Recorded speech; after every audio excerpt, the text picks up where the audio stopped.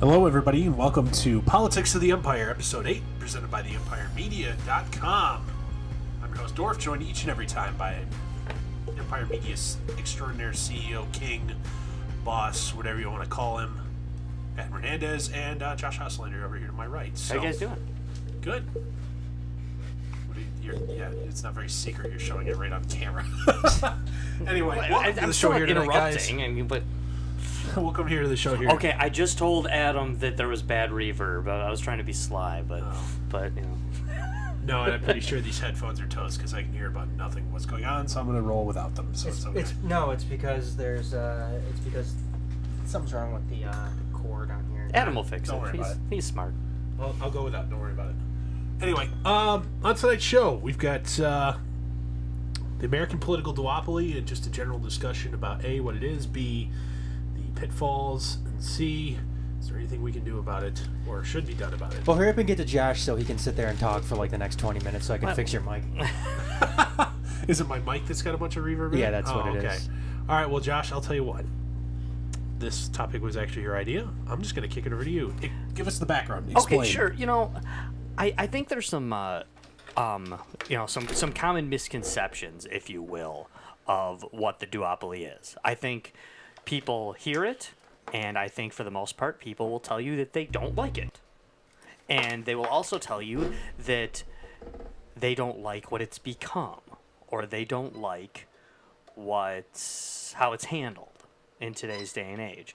And they would also, I think, like to think that it hasn't always been there. But it has always been there. It actually has always been there. The Republicans and the Democrats are obviously the political duopoly here in the United States of America. And the Republicans and the Democrats have not always existed throughout American electoral history. But the political duopoly, although it hasn't always been as aggressive and abusive, actually has always existed since basically 1789, when the Constitution started and we began our electoral politics. So when you talk about the political duopoly and how the system is set up, I think a lot of people want to criticize the Republicans and Democrats for good reason, because they have, especially in the last 75 years, made a real mockery of the political system, and they definitely seem to be in line with each other in a lot of things. But I think it is worth noting that before the Republicans were formed in the 1850s, 1860 being the first time a Republican's elected to president with Abraham Lincoln, before that, the duopoly existed. It was the Democrats versus the Whigs. Or the Democratic Republicans. No, the Democrats. Had they dropped the Democratic No, it's Republican two Party different yet? parties. Okay. Two different parties altogether. It is the Democrats that we know and air quotes love right now. It is that party, that exact same party. Before the Republicans, it was the Democrats versus the Whigs. Before that, it was the Democrats versus the Democrat-Republicans. There we go. Before that, it was the Democrat-Republicans and the Federalists. And then actually, if you want to go pre-Constitution, you actually got the Federalists and the Anti-Federalists. So you actually have this duopoly going on even back in like 1778. So when this is going back to the first under the Articles of Confederation right, at that point. Right. Not even the Articles of Confederation. Pre-Articles of Confederation. We're talking middle of Revolutionary War. War's going on. Right. You don't really have a functional government. Right. You have fair. guys like John Adams consider themselves a Federalist. Guys like Thomas Jefferson consider themselves an Anti-Federalist. But then Thomas Jefferson becomes a Democrat-Republican, which that's how we as historians call it, is the Democrat-Republicans, and it is the proper term to use, I guess. But really, at that time, no one would have called themselves a Democrat-Republican. They probably would have called themselves a Jeffersonian, maybe even a Madisonian, if they really wanted to get into it, to differentiate. That'd have been like saying, "Oh, I'm not a liberal, I'm a progressive. I'm not a leftist, I'm a liberal." Those type of things. But the first Democratic president, the Democratic Party we know right now, was Andrew Jackson, 7th president of the United States. So that's where the Democrats come in. The Republicans come in at president number 16 with Lincoln. And since then, it's been Democrat-Republican through and through. Now, was the duopoly always as demanding? Well, I guess you could kind of argue definitely no, considering that there at least was a chance for a different party to pop in there. The Democrats and Republicans are both proof of that party that jumped into the mix. But the thing is, once those parties jumped in, the party they replaced him pretty much immediately died. Right, exactly. So the idea that we can say we need a strong third party, well, there has been, technically, in American history, there has been strong third parties. But as soon as said third party becomes strong, it kills one of the party and a duopoly reemerges. So that is something that does seem to be very unique to our historical and political landscape, that a duopoly seems to be, although it's not written into the system, it seems to be necessary and automatic in our system. Well, and I have an interesting theory here. I'm not going to say it's backed by a great amount of literature, or even if there's been any writing on the subject, but I would argue duopolies are the logical end state of any sort of representative government where voting occurs. Ultimately, coalitions are needed to govern. You need to get that 50% plus one. Mm-hmm. You don't need... so inevitably, smaller parties will be swallowed because they want, you may not be able to get all your issues, catered to, but you might be able to at least get some. And this is why you see single-issue parties, especially in the United States, they don't go anywhere. Mm-hmm. That's why the Green Party has never got any really solid footing here, is because realistically, it's the Democrat Party with a uber focus on environmentalism. Mm-hmm. And you also won't see, quite honestly, you won't see a Libertarian Party get any sort of national prominence here either, because it's Republicans turned up to 12. Sure. There's a lot of different, definitions of a libertarian. A lot of people simply exactly because we've done the show on it's not a left-right spectrum. It's mm-hmm. more better represented as a four or two-axis grid, or hell, there's even 8 bar charts. Sure. It's the worst possible option is just a one-axis graph. I feel like Democrats define libertarians a lot of times as hardcore conservatives. And I think Republicans define them as they're right on most things, but they like open borders, so screw them. And they like to smoke pot. Yeah. Well, I was going to say it's my favorite Republicans who like weed. I was going to say my favorite definition of a libertarian is a Republican that smokes pot. That's basically my favorite definition of that thing, and I it's not necessarily true. It's kind of a joke definition, but it's just as accurate as the other ones. Yeah, it's just as accurate as the other ones. A libertarian. What's a libertarian? I'm a Republican that smokes pot. That's what it is. Where I feel like the Green Party a lot of times, are they just? I feel like the Republicans define what's a Green Party. They're Marxist communists. The Democrats say, what's a Green Party? Oh, they're right, but they're out of hand. They're correct, right, but they're too extreme. Right, they're correct, but they're pie in the sky. Maybe someday we can aspire to that, but it's not practical. Not today. Yeah, not practical today. You know what though? In a lot of sense too, it seems like some of these parties, especially the Green Party, it's a designation for somebody who wants to run for office when they couldn't get in on another ticket. Oh, right. Yeah, it's right. They wouldn't invite me to their cool club, so I'm going to start my own. It's essentially what the Reform Party became after Ross Perot was not dead and gone, but out of the picture. Right, and the Reform Party is an example of a party that had some support, but they had no ideology. The Reform Party actually had no ideology. It was basically just their ideology was we're sick of these guys. Yeah, exactly.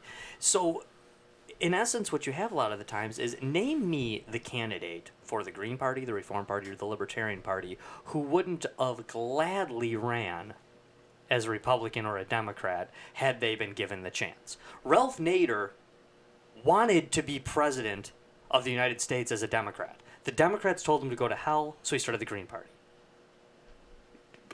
Gary Johnson was a Republican. He was the Republican governor of New Mexico.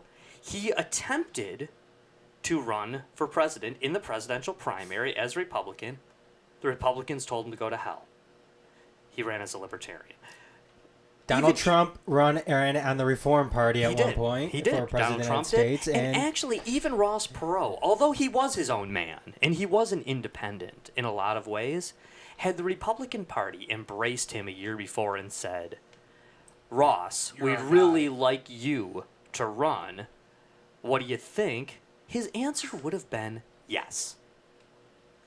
I mean, I don't know that, but I know that. I mean, that's... there's no data to back that up, but I'm pretty damn sure that is the case. And ultimately, if you look at other, specifically like parliamentary systems around the world, let's look at the United Kingdom. There's three main parties, and if you want to count like the UK Independence Party is another one, they currently don't hold any seats in Parliament, but they have seats in the UK Parliament. Well, at least until Brexit's done. But they don't actually hold any seats, but they poll at about 5% in national, just, blanket party polls. You've got the Lib Dems, you've got Labour, and you've got the Conservative Party. In Canada, until Maxime Bernier decided to, start his own party, a month ago, there was also essentially a three-party system where I believe it's also the Liberal Democrat Party barely has anything going on. Mm-hmm. They usually just will tack on in a coalition with whoever had more. Right. You know what, though? In a parliamentary system, there are examples where a third party can be relevant. And it has been in both English, French, Icelandic, other areas. Right now, it's not. Well, here's another example. It's not a very mature democracy, but you look at Afghanistan in the first national Afghanistan elections, I believe what's-his-nuts that ended up winning was one of, the head of, one of, 70 parties that were on the national ballot. Karzai? Yeah, Karzai. And he won with, a tiny, tiny amount of the actual vote. He just got the most. Mm-hmm. Now, as more and more things have started going... A technical plurality, but, nothing close to a majority. Yeah, and... at the same time, if you look at, French elections, for example, there's a reason that they always have, unless, of course, in the regular primary somebody gets over half, they always have that runoff, because if you look at, Emmanuel Macron, I know he's not everybody's favorite right now, but in the primary, he didn't get the 50% or whatever. He actually, if they would have gone just on pure duopoly, he would have lost. Marine Le Pen would be the president of France right now. Sure. However, because nobody could get... He only got about a third of the vote until the runoff, where it's pick one or the other. Mm-hmm. Yeah, now you have to go to your second choice, which I guess is better than a situation, although... At the same time, Emmanuel Macron, since the day he stepped in office, has never had an approval rating of over 35. Right. Now it's down under 20. Well, and the country's on fire. That's a problem with the plurality, too, is, we're here to kind of discuss the issues and problems herein of a duopoly, but if you have too many, if you have too many parties, do you want somebody who got 19% of the popular vote running your country? And that's another big struggle in Britain. If you look at the... there's a good, very informative video. It's not about the most recent parliamentary election. It's about the one before. In the UK, if you look at the error bars on representation, if percentage share of popular vote versus percentage share of seats, the Conservative Party won significantly less than the actual amount of seats that they ended up holding, and that all has to do with demographics of areas and gerrymandering really isn't a thing there because it's more by towns and crap. They don't do it the same way we do it here. Right. Well, by our bastardized definition of gerrymandering, we would probably call it gerrymandering. Sure. Yeah. But at the same time, I would just argue that this is the logical end state of mature democracy is a two-party system, and that sucks. But ultimately, if you want to believe in principles of free association and just letting things kind of go, this is where you're going to end up as your democracy matures. And there's been other third parties. If you think about Theodore Roosevelt, Right. He didn't win the president, so he started his own party, the Bull Moose Party. Yeah. Progressives, their official name. You know, they were the first progressive party. They died pretty much immediately. Who else was it? Somebody else did that kind of the Strom Thurmond did it with the Dixiecrats. Yep. And then there was it's Wallace ran as an independent against FDR. That's another one. There was another guy who quit and started his own party, and it pretty much died. I had it earlier, and I've forgotten it now. So let's just move How long past ago? Pre-modern era. It's been a while. I mean, another. I had it before, and now I've lost it. Another example of it, if you want to go deeper into American history, would be Martin Van Buren. After he served his term, then ran as a third party with John Adams' other son, with Charles Adams as his running mate, and they attempted to make a third party push. Other parties in American history, you had the Know Nothings. You had the that's what I was thinking of, the Know Nothing Party, yeah, which was very similar to the Reform Party. Well, we don't know, but we just know we're not these guys. Sure. That's what the Know Nothing Party. That's what I was thinking of. Thanks for triggering that. Yeah. No, I mean, as well as, there was a party based solely for Prohibition. There was a Prohibition Party that never won seats, but hey, they sure accomplished something, didn't they? They got Prohibition. Yeah. It was a disaster. We got rid of it. They got a constitutional amendment out of the deal. But their goal worked. It came through. Now, one thing I think that's worth noting, though, in the parliamentary system is that, and this has been known to happen, is that let's use American political parties for this, just because that's kind of the subject we're on. Sure. But in a parliamentary system, if you have your parliamentary system and the Republicans and the Democrats are sworn enemies, and the Democrats hold 38%, and the Republicans hold 30%. No, let's change that. If the Democrats hold 42%, and the Republicans hold 35%, right around 77, and the Green Party holds 20%, who is the most powerful party in that parliament or in that Congress? Believe it or not, the Green Party. It is the Green Party.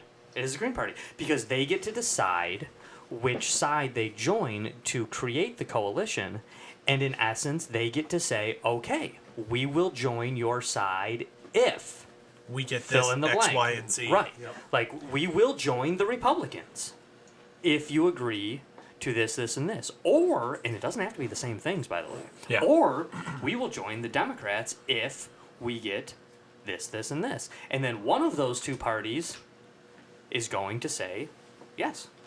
They're going to agree. They're going to go through with it. This has been known to happen in the past in parliamentary systems. It's actually how the Labour Party in the UK came about. The Labour Party at one point was a political third party behind the Liberals and the Conservatives.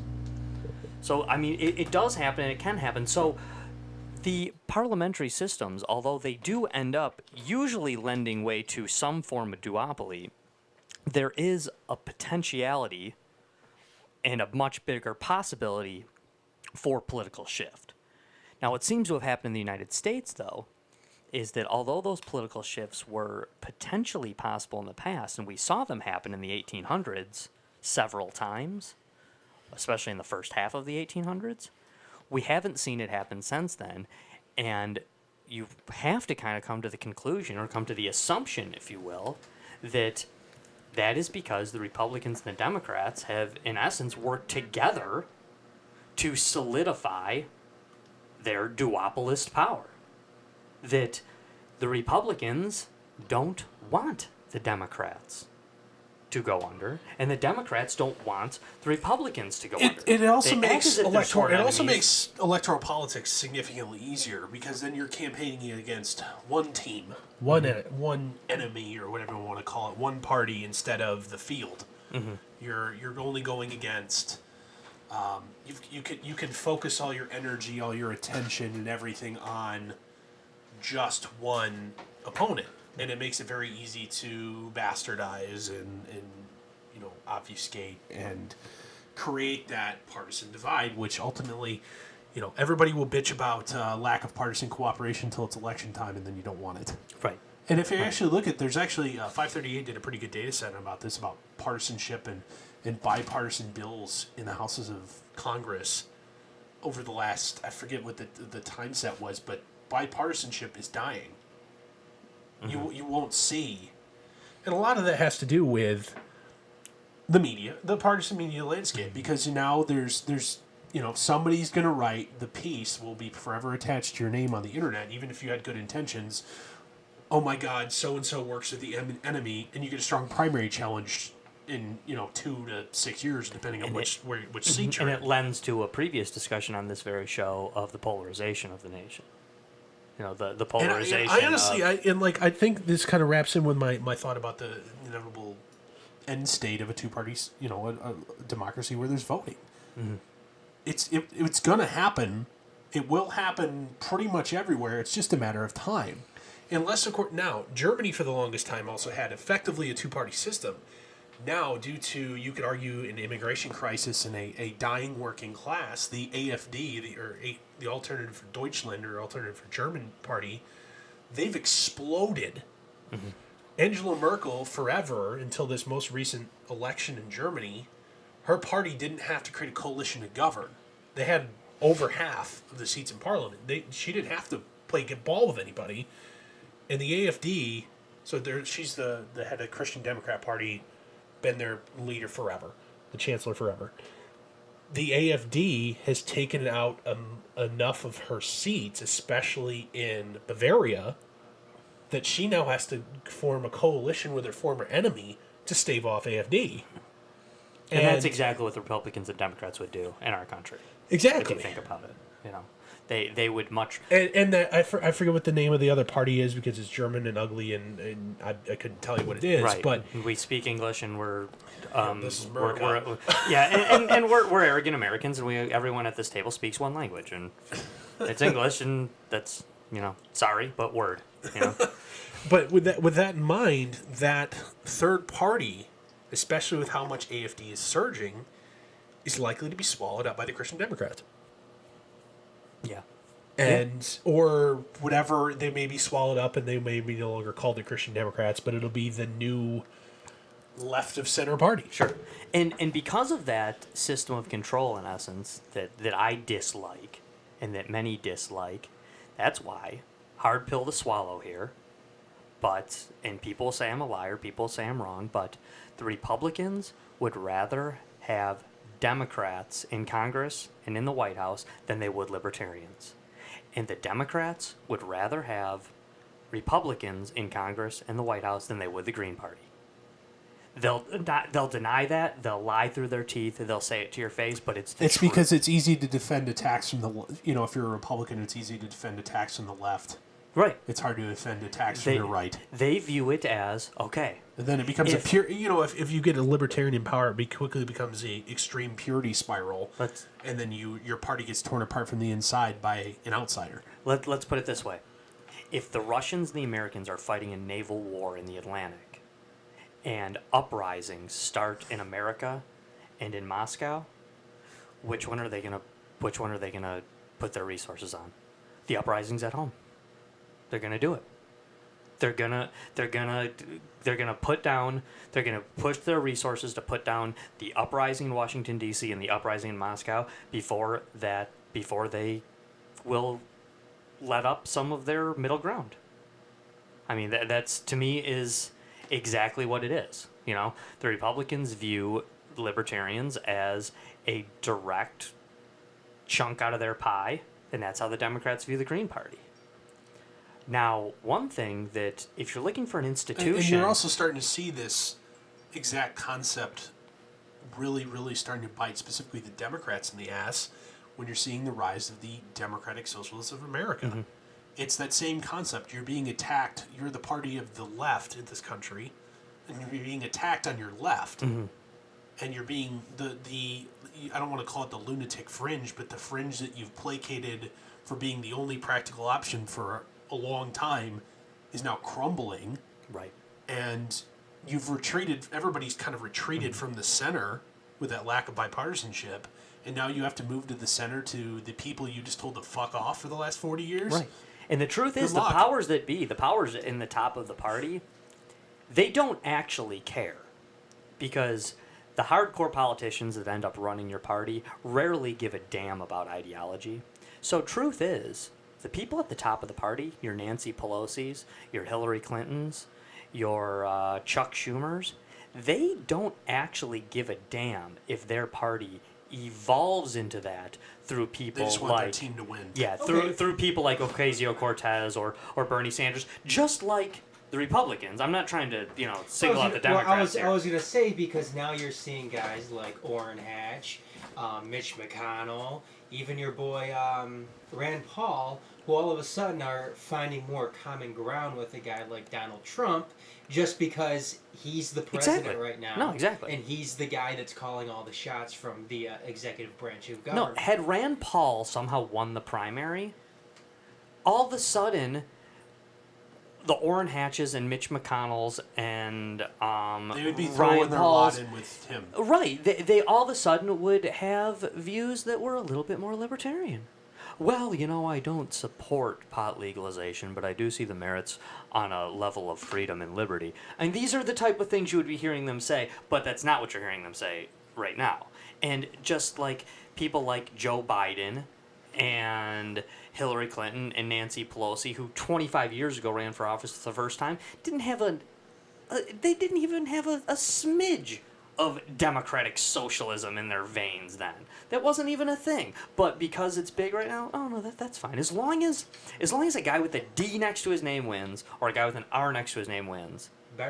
Big right now. Better get used to it, son. Turn your mic back on, you goober.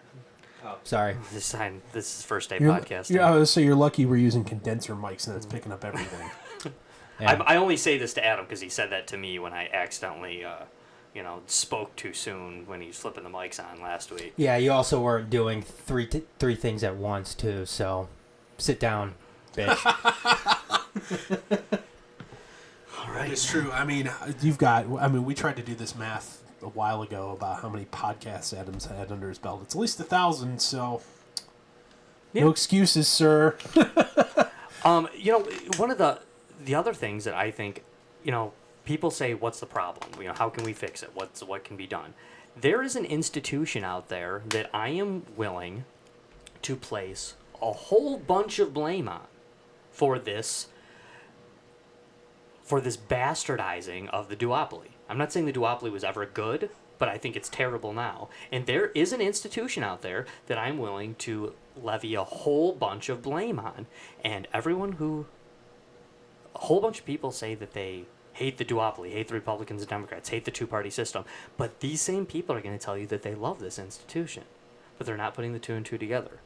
And the thing is, the worst thing about solidifying the duopoly is the American primaries. The primary system is an absolute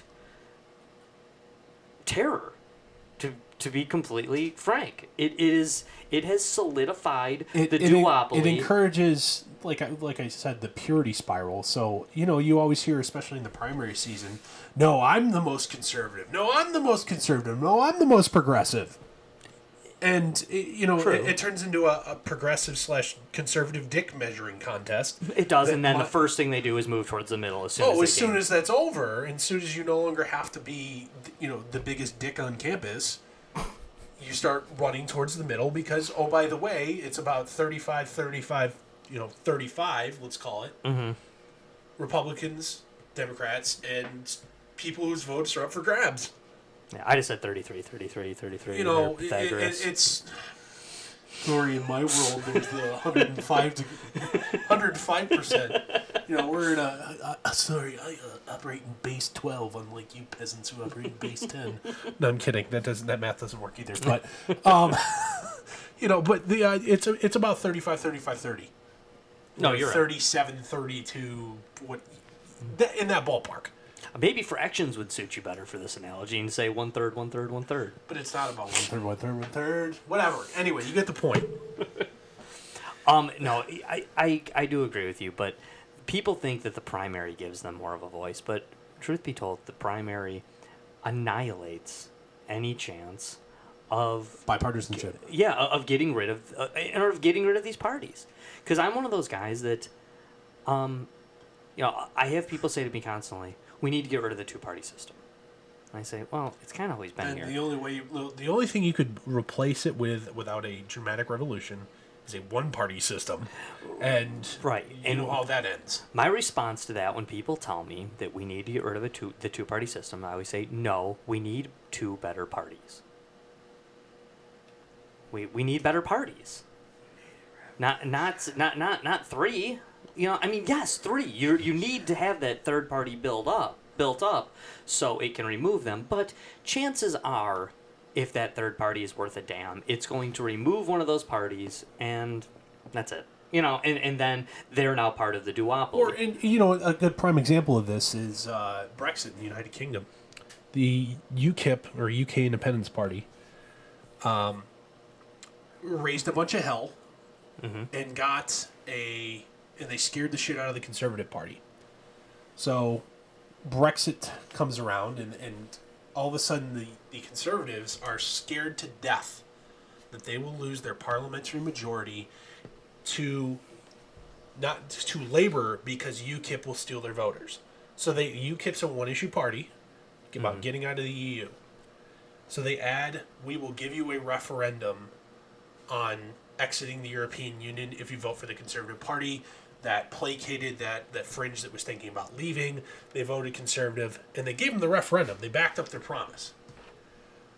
Oh, shit. Sure. The people voted for it. In an election featuring, I think, something like 26 million votes, the let's get the fuck out of here won by over 1 million. Sure. And now oh shit, we never actually planned on this happening. We never thought this was happening. Oh fuck, what are we going to do? Conservatives had been trying for the last 2 years to fuck it up so bad so that the UK has no choice but to stay.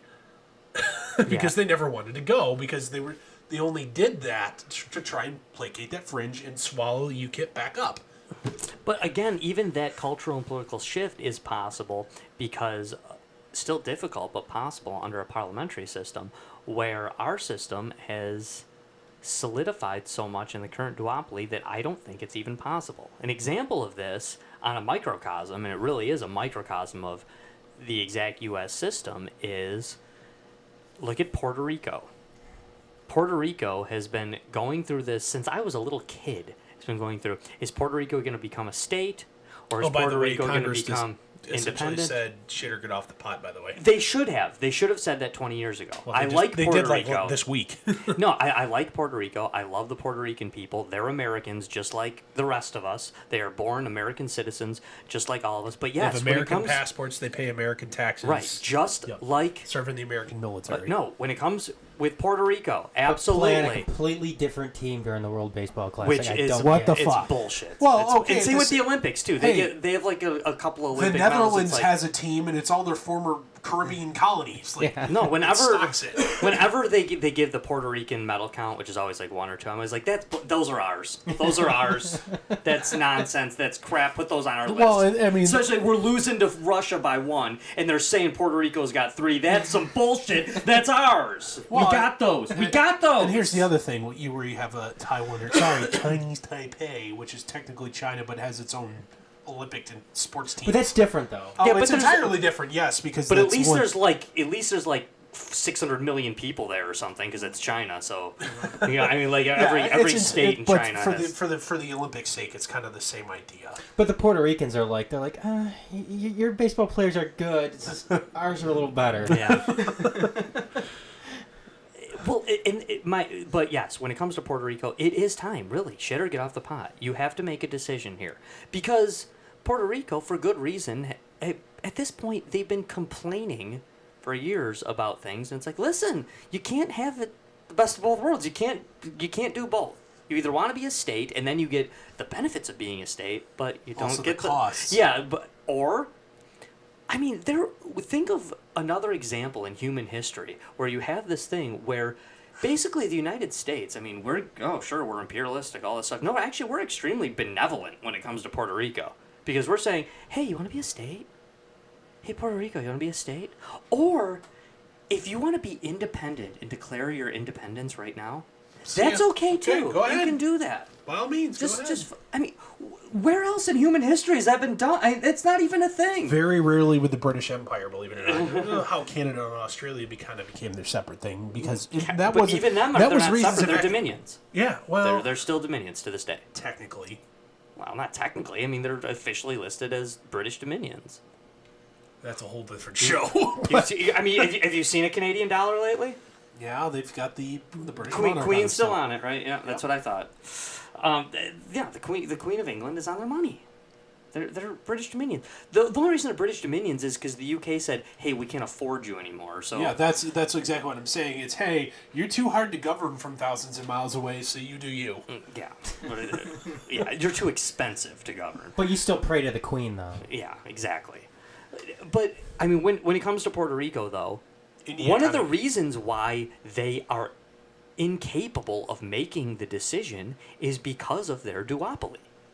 Because of their duopoly in a microcosm, which has put them at odds between this become a state, stay a here's the territory problem thing. No, but they have a third party in Puerto Rico. They do. have a third party, and that third party, the three parties in Puerto Rico are based solely, sure, they have other views, but they're pretty much based on one wants to be a state, one wants to stay a territory, and one wants independence. That independence party, which has about 10 or 15% of the population, if they were allowed to have a voice, if it wasn't just done by plurality, then one of those other two would have to make a decision. And it would be done by now. It would be done. They would be a state or they'd be independent. It'd be that simple. And yeah, the United States, it's super benevolent and really nice of them to, do what they've done to. But when you are in the situation of the shit or get off the pot, it actually, you can put some blame on that in the United States proper too, because they should have told them shit or get off the pot a long time ago, and they should have. It's like, oh, are you the good parent if you're always just giving your kid the choice? Well, what do you want to do? What do you want to do? No, actually, that kid's gonna turn out to be kind of a brat if you keep giving them the opportunity to. Well, just what do you want to do? Just do whatever's best for this situation. No, you say. Do you want to go to the park with your brothers and sisters, or do you not want to go to the park with your brothers and sisters? Pick right now, or go to your room. that in essence is what you have to do when you're a parent, and that's it. But You're still giving them a choice, though. You are. You've narrowed the options and put a deadline in place. Or you can be the British Empire parent and say. Who asked you? Get your coat on. I don't care if you don't want to wear mittens. And that in essence is what the British Empire did to their children when they entered World War I and World War II. They declared war. Then they sent a telegram to Canada, New Zealand, and Australia and be like, "We declared war 21 hours ago. Where are you at, kid?" And you were supposed to be here for dinner. And what happened? You're late. What happened 24 hours exactly after England declared war in World War I and World War II? Canada, New Zealand, and Australia declared war. Like a good, dutiful child. That's what you do. We got Germans, and they're being jerks. Listen to your parents. And here's the United States, and you're smoking behind the party store. Pretty much, yeah. It's just like, Canada. Oh, you still listening to Mom and Dad? We fought a fucking war, so we don't have to. You still listen? I told them to suck it in 1776. But then what happens, after 2 years of them getting their ass kicked, it's like, family's family. I